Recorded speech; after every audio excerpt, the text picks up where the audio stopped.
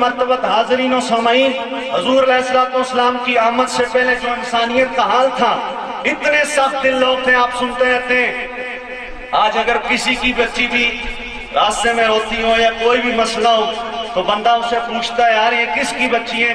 میں پوچھ لوں کس وجہ سے رو رہی ہیں۔ اگر بچے کہیں آپس میں لڑ رہے ہو تو بندہ کہتا ہے یار چھوٹے چھوٹے بچے لڑ رہے ہیں، ان کو بندہ جدا کرتا ہے۔ رات آج غیروں کے والے سے اتنا پیار انسان کے دل میں، اس وقت کی انسانیت کو ذرا غور کریں،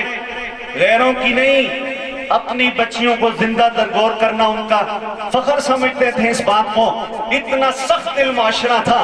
اگر کسی کے والد صاحب بوڑھے ہو جاتے تو منڈی میں بیچنے کے لیے بیٹا انہیں لے جاتا اور بولی لگاتا۔ اب یہ والد صاحب ہمارے کسی کے کام کے نہیں رہے، لیکن اس عمر میں بھی ان کا کمال یہ والے کام کر لیتے ہیں۔ لیکن حضور علیہ السلام تشریف لائے، حضور علیہ السلام نے فرمایا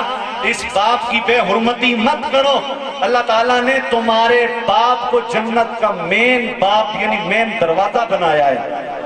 دنیا میں اپنے باپ کی خدمت کرو، دنیا میں اپنے باپ کی عزت کرو، اس کی سیوا کرو، اور کل قیامت والے دن جب جنت تمہارے سامنے آئے گی تو باب جنت بن کے تمہارا باپ تمہارے سامنے آ کے کھڑا ہو جائے گا۔ اور حضور علیہ السلام نے فرمایا جس کا باپ راضی ہے اس کا رب بھی اسے راضی ہے، اور جس کا باپ ناراض ہے اس کا رب بھی اسے ناراض ہے۔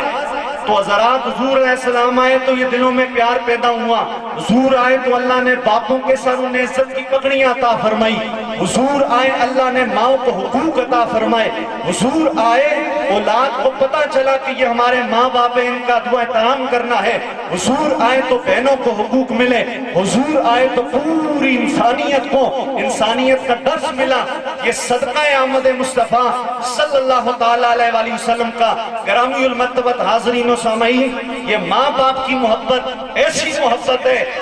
کہ اس کی کمی اللہ کے نبیوں نے بھی محسوس فرمائی ہے۔ میں نے کیا بتایا جی؟